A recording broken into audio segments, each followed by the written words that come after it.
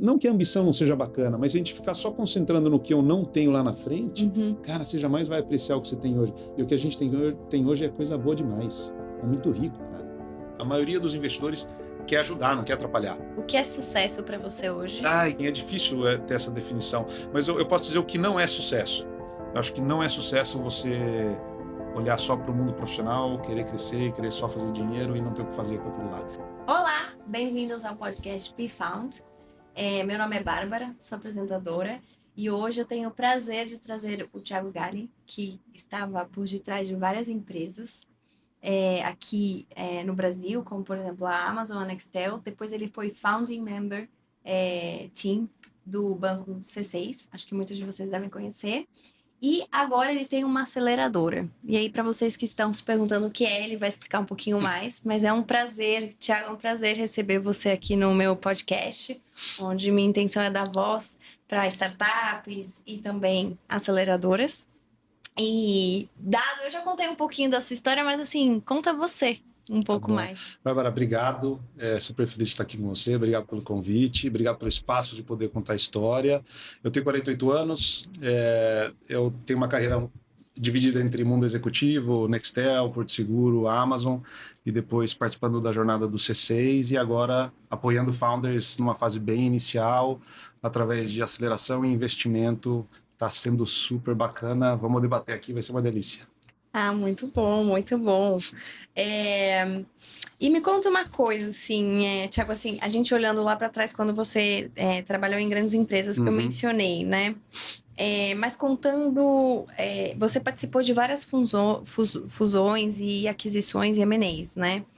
E trabalhando numa grande corporação, qual que é seu conselho, assim, vamos dizer, como eu me preparo como uma grande empresa? E eu acho que vou até fazer um passo para trás, tá? Quando você era do founding team do C6, né? Participou. Como é que foi a criação dessa grande empresa? Legal. O C6 acho que foi um caso bem, né? Para mim icônico, talvez uma das partes mais legais da história.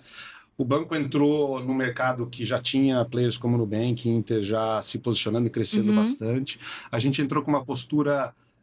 O que a gente via no mercado na época existiam os grandes bancos que verticalizavam quase tudo, tinham todos os produtos e serviços, mas talvez não uma experiência tão boa, eram caros, etc. E do outro lado você tinha esse unbundling no mercado, onde você tinha uma série de fintechs fazendo monoprodutos ainda. Então eles focavam em um pedaço da estrutura financeira e traziam um produto. A gente sempre se viu como banco, a gente gostava de ser chamado de banco. Então, nossa ideia sempre foi, cara, como é que a gente pode ter um portfólio completo? Porque a gente acredita que o cara quer ter uma instituição que ele confia e ter um único app para usar todos os produtos, mas com uma experiência de fintech, uma experiência digital, uma experiência fluida, que não cobre pelo que não precisa ser cobrado, né? Então, o C6 nasceu bem com esse posicionamento. A gente foi muito agressivo em termos financeiros, de velocidade para crescer. Então, a gente construiu 33 produtos no primeiro ano de lançamento do banco. Tivemos uma estratégia de distribuição através de telecom que foi muito legal e conseguiu posicionar o banco. O banco virou, acho que, o banco mais rápido no mundo, que chegou a 10 milhões de contas. Então, assim, foi uma jornada que é até difícil de descrever, porque foi muito veloz, mas assim, muito gratificante, assim, foi muito bacana. E eu, agora indo para a pergunta, você participou já de vários M&As, certo? Sim, já participei de alguns, sim. E como é que foi isso, essa experiência? Assim, eu acho que o M&A para muitos founders é o endgame, né? Pô, eu tenho M&A e tenho uma saída. A realidade é que o M&A, às vezes, você reza para entrar, depois você reza para sair, né? Porque ele é um processo complexo, é um processo difícil. E eu acho que depende muito de qual que é o seu objetivo como founder, o dono da empresa, entrando num M&A, né? Se você está querendo sair da empresa e fazer o cash out, o seu caminho deve ser um. Se você quer um M&A onde você vai fazer parte de um outro negócio, as preocupações são outras, né? Se você está olhando como saída, eu acho que um grande desafio, tem vários, né? Mas eu diria que o principal é como é que você estrutura o seu earnout. Dificilmente você vai ter uma proposta onde você vai, toma aqui o dinheiro, tchau, obrigado, né? Você, muitas vezes, é a figura principal da empresa. Quem está comprando um pouco de você, pelo menos por um tempo, até conseguir, de fato, internalizar tudo. E, geralmente, vai ter um pedaço do dinheiro upfront e um pedaço que a gente chama de earnout depois. Esse earnout talvez seja a parte mais complexa. Por quê? Porque da noite para o dia você perde o controle sobre as decisões que afetam exatamente esse earnout futuro. Então, tem que ter muito cuidado em como se negocia isso. E do lado de você fazer o M&A para participar de um outro negócio, acho que o cuidado tem que estar muito mais na cultura, né, de quem é a empresa que está do outro lado, como é que ela funciona, quem são as pessoas, como é o modus operandi, como é que se toma a decisão, né, como é que aquele organismo funciona. Porque o principal problema dos M&As está muito mais associado a essa integração cultural do que a integração de sistemas, particularmente, para fazer um paralelo. Então, eu acho que esses são os dois grandes cuidados que tem que ter. É um jogo também de longo prazo, porque no momento que o M&A é assinado, começa um outro jogo que é diferente do que você vem jogando até então, né? Não, com certeza. Inclusive, fazendo só uma referência, vieram duas pessoas aqui. Uma é o Edu Lins, que você conhece bem, e ele mencionou muito que quando ele fundou a Móvel, e aí veio o iFood, que uma das estratégias que eles tinham era de M&As e adquirir, enfim, players. Então, ele conta um pouco. Sugiro que vocês assistam esse episódio. E uma outra pessoa que veio aqui, eu não sei se você conhece, mas também super interessante, é o Pedro Mesquita, que ele é fundador de uma newsletter que chama Tech Talents, que basicamente ele mapeia, assim, todos esses novos empreendedores. Que bacana. E ele criou uma ferramenta também para ajudar, assim, co-founders. Então, ele via que uma Legal. dor de novas pessoas, uma das maiores dores que novos fundadores tinham era achar aquele match perfeito, que ele fala, é quase um casamento, é de longo prazo, você tem que ter uma visão. Então, eu acho que isso também é um pouco aplicado quando você está pensando numa estratégia de M&A. Não tenho dúvida. Também. Né? E mudando um pouco aqui, assim, Thiago, me conta, você trabalhou então na Amazon, na Nextel, e aí depois você foi do founding team do C6, e aí o que te levou para ir para esse lugar mais de empreendedor ou apoiar empreendedores por aí? Claro. Eu acho que assim, eu por muito tempo toquei negócio, seja participando da construção ou construindo do zero. E na minha cabeça eu queria mudar um pouco de lado e falar, poxa, como é que eu posso pegar a experiência que eu tenho, junto com o meu sócio, que é o Duda Casarini, e apoiar founders com o que a gente conhece, né? Sem a gente estar necessariamente operando dentro daquela empresa todo santo dia. Né? Então a gente construiu um modelo onde a gente falou, poxa, é muito interessante poder estar ajudando, participando dessa relação risco-retorno. E a gente falou, cara, o melhor mundo aqui é a gente ir para inovação, startup, onde você tem pessoas muito boas, com talvez não tanta experiência, onde a gente pode, de fato, ajudar a que esses caras evitem erros que são evitáveis. E aí aumente as chances deles né, chegarem do outro lado do túnel, digamos assim. Né? A grande verdade é que empreender é uma tarefa corajosa e super difícil, a maioria das startups não dá certo, e a gente tem essa missão de alguma maneira apoiar eles para evitar que os dois principais problemas de uma startup morrerem não aconteçam, que é briga de sócios e acabar dinheiro. Então, a gente ajuda muito nessa relação entre sócios, gestão de caixa e toda a parte de estratégia. Né? Então, como é que a gente faz para os founders aumentarem a qualidade das decisões que eles tomam para garantir que eles tenham mais chances de chegar e encontrar o seu lugar ao sol, digamos assim. E para você, Thiago, quais são as startups Não, vamos lá. Quais são as startups que te brilham os olhos? Ai, caramba, é tanta coisa, meu. Assim, isso para mim foi uma mudança super interessante, porque eu saí do mundo onde eu era monoempresa, né? Eu tô nesse momento na Nextel, eu tô na Amazon, tô no C6, e de certa forma, isso faz com que você fique 24/7 quase que monotemático. Né? E hoje eu ajudo várias startups, converso com muitas, porque tem todo dia a gente batendo na porta para investimento. E é assim, a primeira coisa que eu acho é vibrante ver a energia dos founders. É uma energia diferente. E você vê founders que estão construindo um negócio que o cara realmente é apaixonado por resolver aquele problema e ele, na maioria das vezes, vivenciou aquele problema e ele tem esse brilho no olho de querer resolver.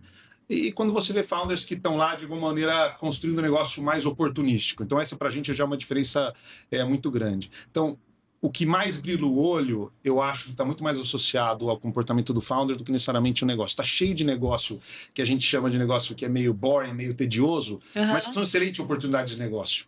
E tá tudo bem, é ótimo. Você não precisa ter um negócio que é só sexy, de AI, que está todo mundo querendo fazer. Tem ótimos negócios que não são necessariamente só de tecnologia, mas que eu gosto de estar de caras esses caras que me enchem de energia. São esses founders que se torna realmente um combustível para a gente, porque o que a gente gosta é de se relacionar com gente muito boa, que quer fazer coisa grande, diferente, e tem a maturidade de ter a gente como apoio, né? Isso para a gente faz uma diferença super grande. Oh, é incrível isso. Na verdade, é interessante que você traz isso, porque uma das empresas que eu vejo hoje, que eu fiquei assim, boca aberta, eu não sei se você já acompanhou essas sodas probióticas agora, que tem nos Estados Unidos, acho que devem estar Sim. começando aqui no Brasil. E assim, era o quê? Era Coca-Cola, Pepsi, já tinha, já não é saudável, e aí do nada reinventou algo que já era Sim. dado como, enfim, e venderam para as grandes companhias de CPG por mais de $1 bilhão, etc. Exato. Então tem muita oportunidade, eu concordo. Muito. Você não precisa reinventar a roda. É. E me conta uma coisa em relação a Strive. Primeiro de tudo, me conta o que é uma aceleradora. Ah, cara, boa pergunta. Porque tem de todos os sabores também, assim. Eu acho que a primeira coisa é todo mundo que está nesse ecossistema de startup, seja investindo, acelerando, tem builders, né, etc. Todos têm o objetivo de apoiar e ajudar a construir grandes negócios, né? São todas empresas que têm essa aposta no empreendedorismo, aposta na startup de encontrar, digamos assim, no nascedouro da inovação, empresas que podem mudar o jogo e dar esse retorno. A gente tem uma visão muito característica de que não basta só capital. O capital é super importante, tá disponível, mas a gente acha que o capital intelectual, esse posicionamento de estar ao lado do founder e que o sucesso dele seja o nosso sucesso, é fundamental. Então, a Strive ela atua sempre de duas maneiras. A gente investe capital através de um clube de investidores que tem quase 100 pessoas hoje, executivos, empreendedores de sucesso, mas toda startup que a gente investe, a gente também tem um contrato onde a gente ajuda eles por 2 anos em encontros semanais. A gente não é ninguém que faz isso. Por quê? Porque isso possibilita a gente estar muito próximo do founder para ajudar eles a tomarem decisões sobre os dilemas do dia a dia que atrapalham o crescimento, ou aquelas decisões cruciais que vão fazer a diferença dele ter capacidade de chegar do outro lado do túnel e realmente alcançar um negócio que é sustentável, etc. Né? Então, a gente gosta de operar. Eu e meu sócio, a gente não vem do mundo de investidor, a gente vem do mundo de operar negócios. Então, o que a gente gosta é de discutir problema, é de estar do lado do founder e, cara, como é que a gente ajuda ele a resolver problema? E a gente vê que isso tem um baita valor, porque o founder, quando ele procura um investidor, ele quer um investidor estratégico que ajuda ele além do investimento financeiro. Mas não é a realidade que ele encontra na média, né? Eu sou investidor anjo na pessoa física também. Quando investi, eu tinha intuito de ajudar, mas a verdade é que quando você está envolvido numa empresa, etc., é difícil se ajudar, né? Outros estão falando porque tem uma pressão muito grande no seu dia a dia. Eu e o Duda, a gente decidiu fazer disso a nossa vida. Então, hoje o que a gente faz é realmente estar disposto a apoiar os nossos founders. Tem sido para mim uma trajetória de muita humildade, muito aprendizado. E, cara, tenho certeza que para os founders está sendo uma trajetória também muito bacana. A gente cria uma relação muito próxima e transparente. E isso faz com que a gente consiga, de fato, debater problemas. E aí não tem aquela relação entre founder e investidor, onde o founder fica preocupado de o que eu vou falar para o investidor. Esse cara me deu dinheiro e agora eu vou falar que, puta, não estou indo bem, ou tô precisando de uma ajuda aqui, ou, puta, usei mal o dinheiro dele. E a gente entra desse lado realmente para ajudar o cara a tomar as melhores decisões para o negócio dele. E... se você puder, tá, Thiago? Você pode me contar um pouco do seu portfólio? Claro, lógico. A gente tem 7 startups hoje. A gente foca muito em startups em early stage, bem fase inicial, onde o que faz mais a diferença são os founders, não necessariamente o negócio. Tá. A gente sabe que quando a gente está conversando com uma startup, a gente olha, obviamente, o negócio, mas a gente sabe que em muitos dos casos, esse não vai ser o negócio final. No começo é muita descoberta, muito aprendizado, e muitas vezes você vai pivotar, você vai mudar a tese original, né? Isso já aconteceu com algumas das nossas startups, é normal. Por isso que o nosso principal olhar está sempre, cara, a gente está do lado dos founders certos, que vão ter capacidade de olhar a realidade como ela é e mudar se for necessário. Eles vão ter capacidade de passar pelo processo de montanha-russa e ter a resiliência para continuar, né? Então a gente olha muito para o founder.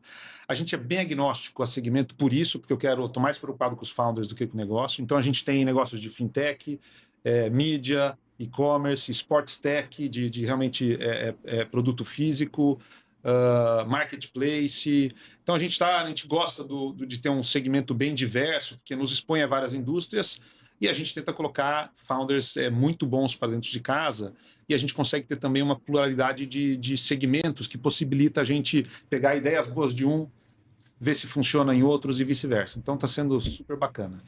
E me conta uma coisa, da onde veio essa vontade? Como você encontrou o seu sócio, enfim, para criar a aceleradora? Porque, assim, trabalho no mundo corpo, você tem a Uhum. segurança do Sim. salário ali, ainda mais uma Amazon, eu conheci bem.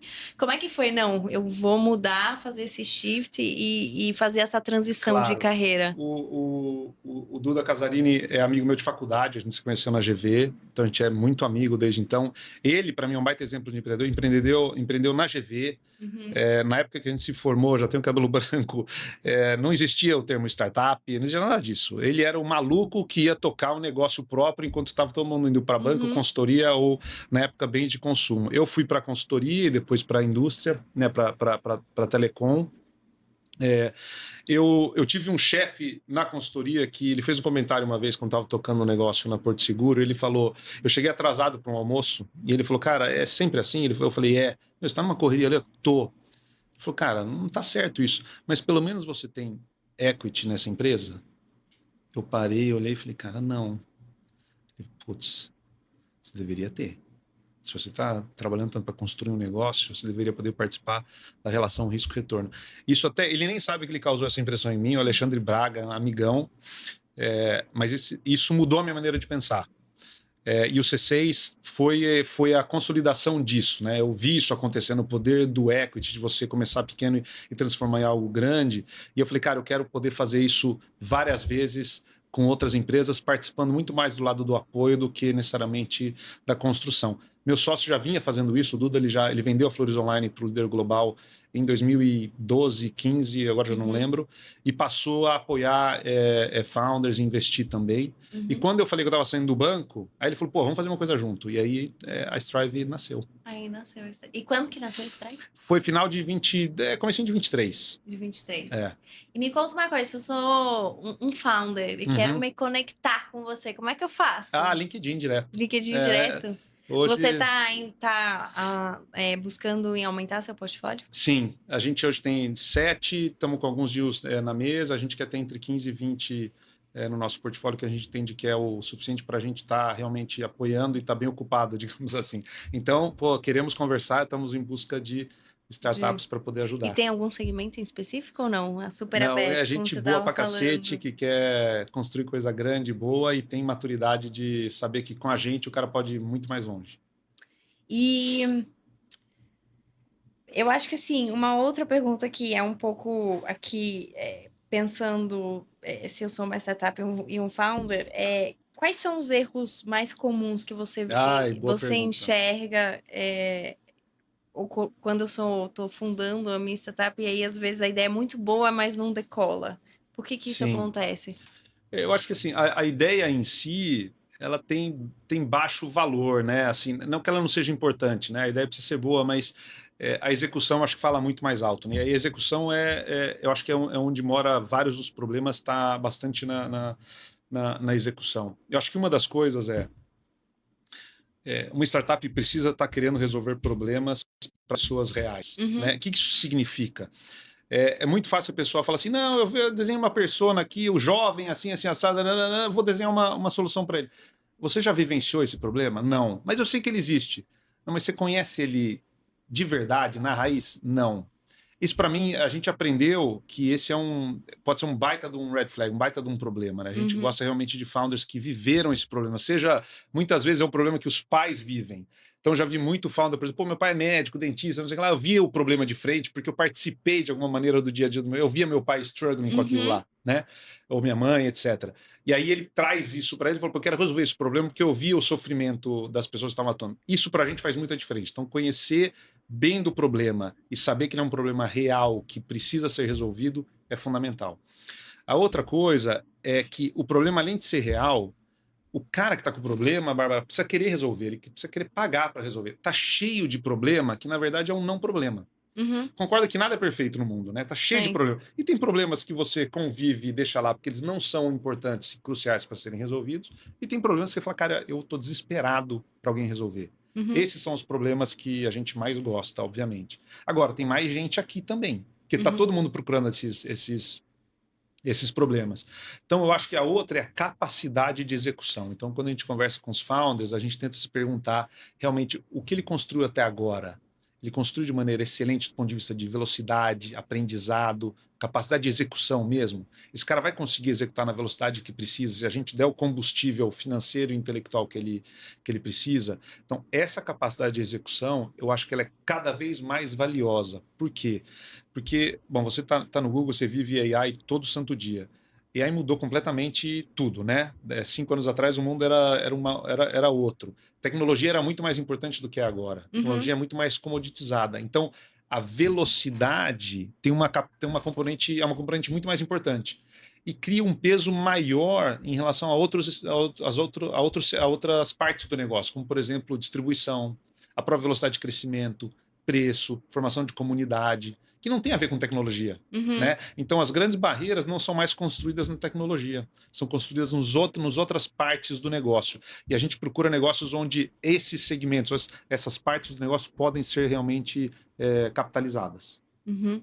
E você, interessante, você falou aqui sobre velocidade. E quais são as suas dicas, assim, para um founder para ele conseguir chegar num ponto de ter um bom produto e aí conseguir escalar, né? Claro. Então, são as relações. Então, a aceleradora, por exemplo, tem um papel importante na questão de networking, de ajudar com que o produto ganhe visibilidade e escala. Assim, quais são as suas principais dicas nessa questão de gerar velocidade? Eu acho que assim, no começo, eu estaria muito mais preocupado em achar poucos potenciais clientes e ser muito mais profundo em realmente resolver o problema deles. Então, a primeira coisa é sai do computador, no sentido de sai da mesa e vai conversar com o cliente, né? Vai ouvir, vai vivenciar, vai se conectar com ele diariamente. Não espere construir um produto perfeito e pedir para ele usar. Tem muita gente que tem a dor que está disposto a te ajudar a construir o negócio. Então você não precisa entregar um negócio que é totalmente perfeito e ficar envergonhado. Ai, meu Deus, o produto.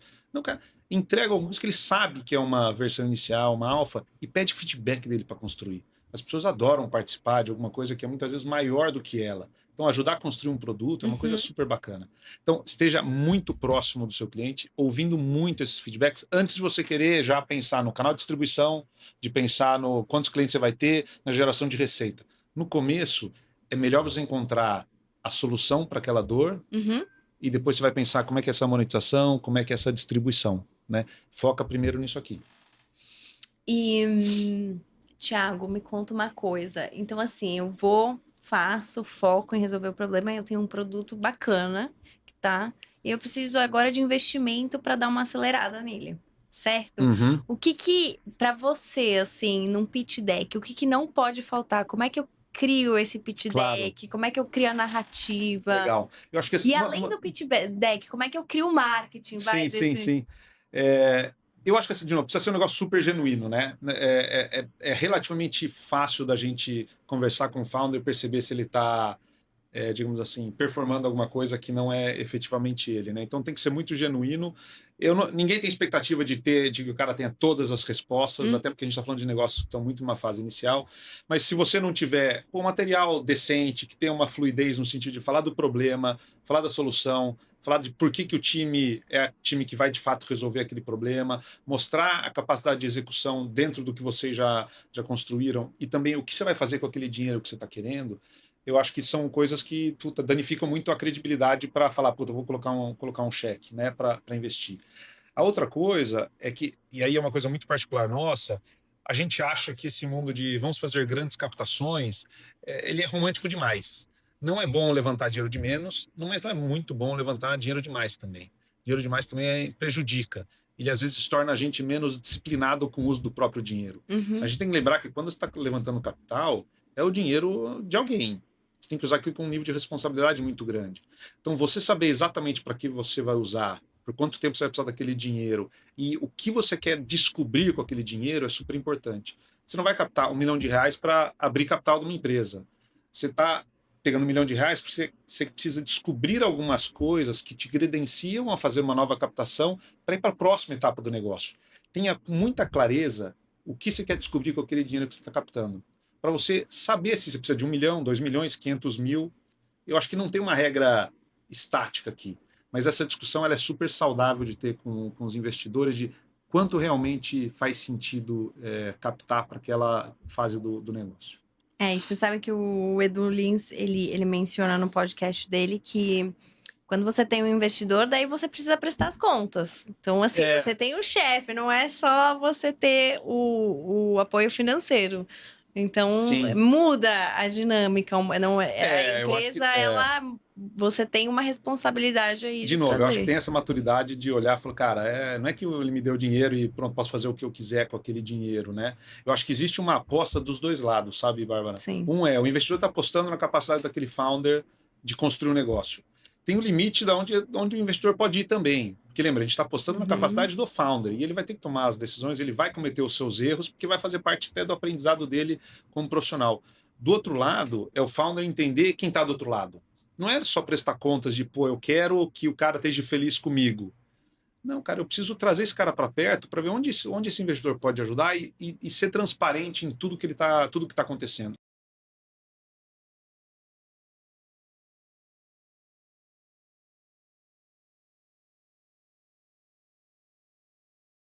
A maioria dos investidores quer ajudar, não quer atrapalhar. A grande verdade é que a maioria talvez mais atrapalhe do que consiga ajudar.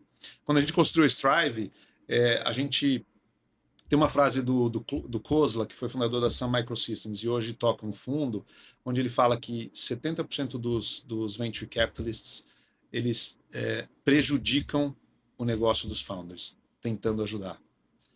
Por quê? Porque não é uma relação que é 100% linear. Né? O investidor, às vezes, tem interesses de crescimento e aceleração que são diferentes do próprio founder. A gente se posiciona muito pró-founder para criar um ambiente de conexão, um ambiente de confiança, onde a gente pode ter as conversas difíceis, onde o founder traga os problemas que ele está, ou os receios que eles estão tendo, briga de sócio, o que eu faço com dinheiro, tal funcionário fez isso, né?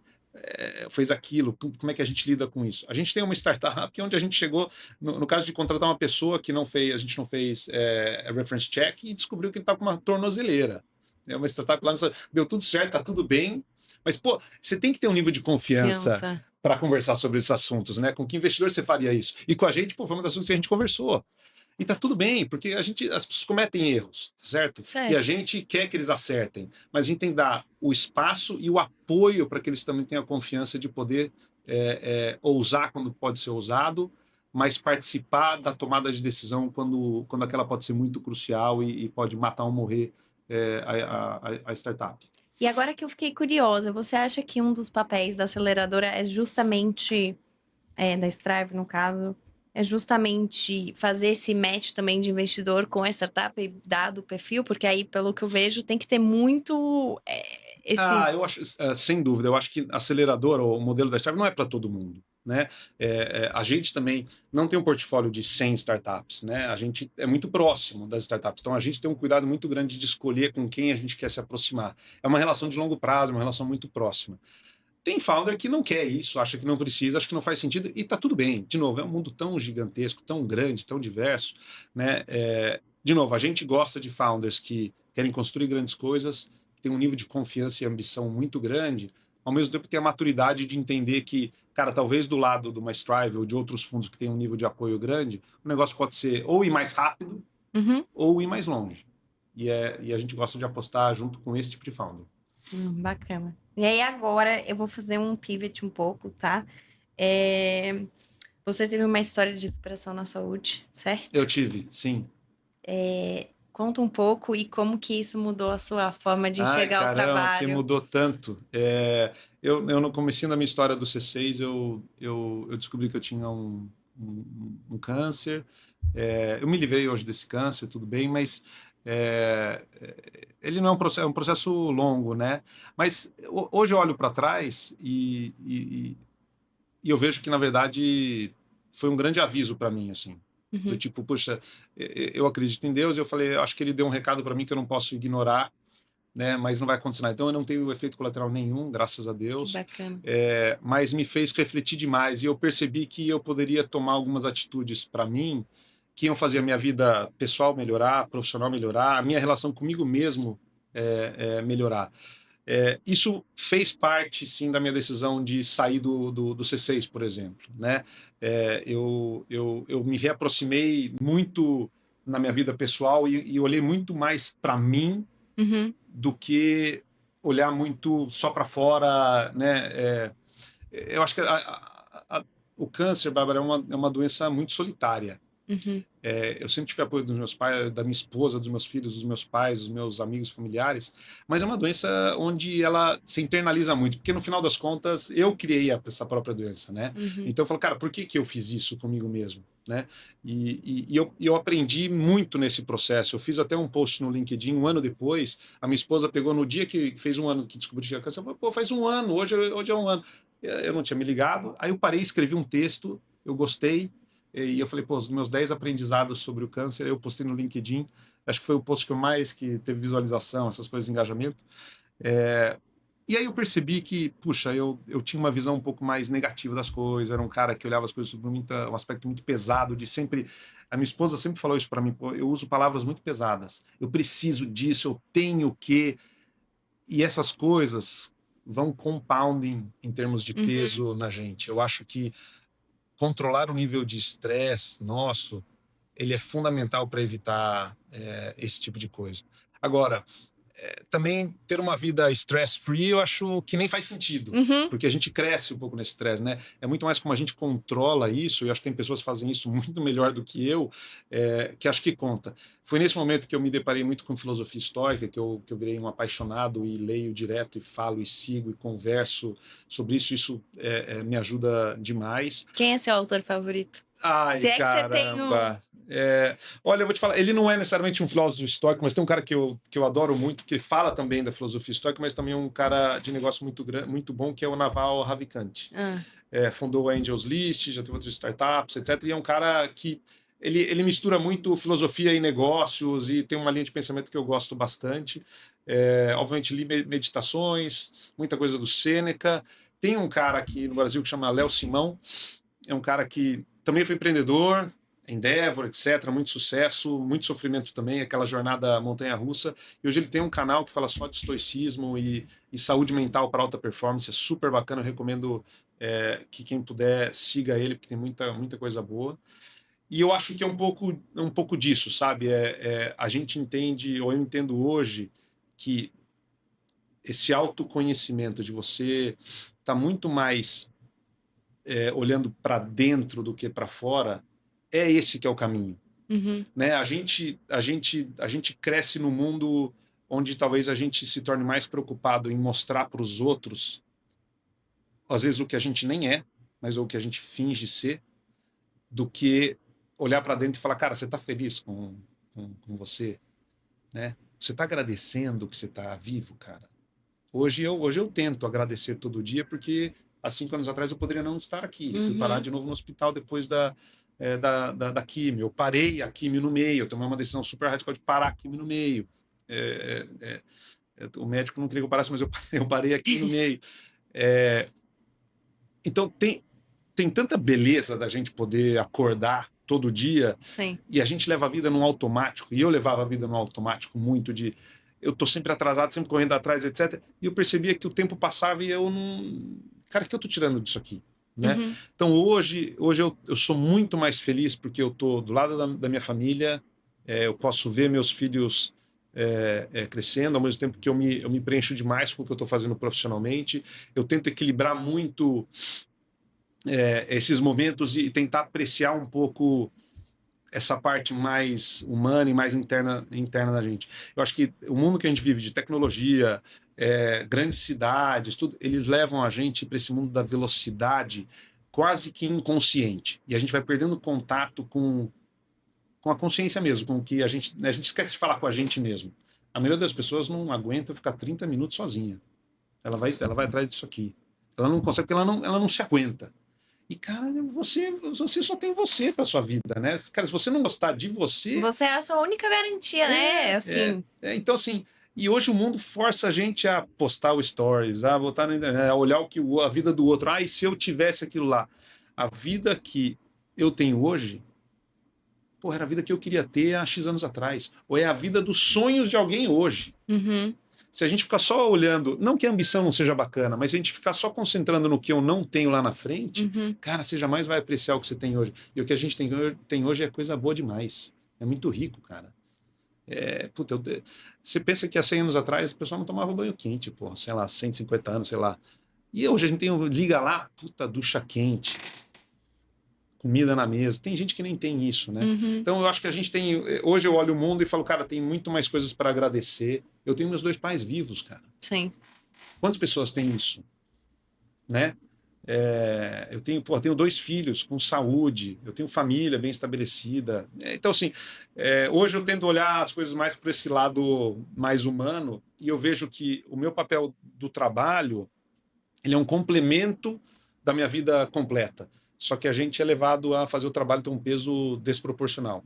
É óbvio, todo mundo quer ganhar dinheiro, né? Dinheiro ele é importante. Até o próprio Naval, eu fiz um post no LinkedIn esses dias sobre o Naval e ele fala um pouco sobre o papel do dinheiro. Não é você ter dinheiro para querer mais coisas e ganhar mais dinheiro para querer mais coisas. É você ter a capacidade e a autonomia de se libertar do jogo. Né, cara, eu tenho dinheiro para poder tomar minha própria decisão, para ter essa liberdade, né? Então, cara, e ele fala uma outra coisa que para mim é genial e eu não sei nem se essa frase é dele, mas ele fala o seguinte, que o desejo, ou seja, a nossa vontade de ter coisas, o desejo é o nosso compromisso de ser infeliz com a gente mesmo até conseguir o que você desejou. Cara, isso é muito foda. Porque quando você fala assim, puxa, eu quero um carro novo, automaticamente 2 coisas acontecem. Você começa a perceber mais os defeitos do seu carro atual. Aquele barulhinho que não tinha, de repente aparece. E você começa a olhar mais aquele carro que você quer lá na rua, de repente ele começa a aparecer, não é assim? E você começa a se concentrar mais em ter aquele carro do que apreciar aquilo que você tem. Então você vê menos valor no que você está hoje, você é mais infeliz, até você conseguir aquele carro, como exemplo. Conseguiu aquele carro, daqui a um mês aquele tesão foi embora. E você percebeu que é um monte de metal com 4 borrachas uma direção, mesma coisa. E aí você fala, puxa, não era isso, né? E aí você perdeu um tempão sendo infeliz para descobrir que aquilo lá não ia preencher você. Meu, falei demais. Nossa, mas é o famoso FOMO, né? É assim, eu concordo com você. Você fica imaginando o que poderia ser melhor. Sim. E na verdade eu mesma tinha muito disso, que eu tinha uma FOMO, assim, nossa, mas tô comendo aqui, mas e se eu tivesse ali? Aí eu tive uma amiga, Bah, aproveita o que você tem hoje, sabe? E é muito importante, às vezes a gente esquece disso. Uma das coisas que eu faço também, enfim, Thiago, não sei se você adota isso, mas é escrever as coisas que você é grata. Nossa, demais! E é uma coisa que, assim, o escrever tem um papel enorme Muito. em moldar a nossa cabeça, enfim, tem vários estudos de neurociência que dizem que escrever mesmo com papel e caneta. Para você, né? Você sabe que eu aprendi isso no estoicismo. Então, o Marcos Aurelius, que é um dos imperador romano, que é um dos famosos filósofos estoicos, ele escreveu um livro chamado Meditações, que na verdade era um diário que ele escrevia para ele. Ele não tinha essa ambição de se tornar um livro e virou um livro super famoso, onde ele escrevia para ele.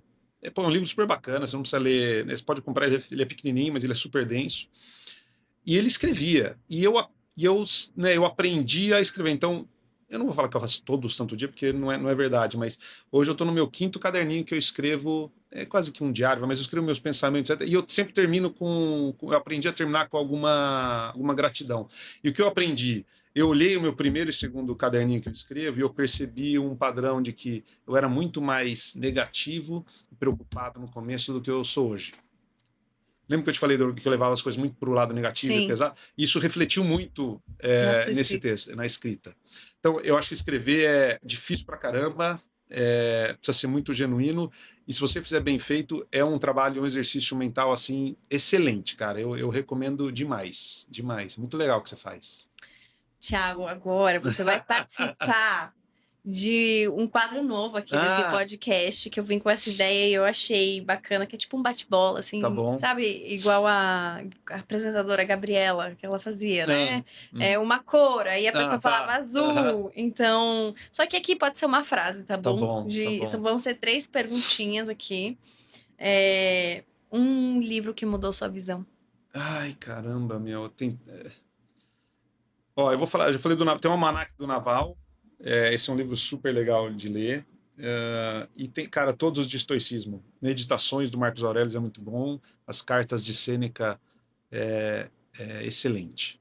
Senão eu vou ficar aqui falando um monte, mas esses daí são suficientes.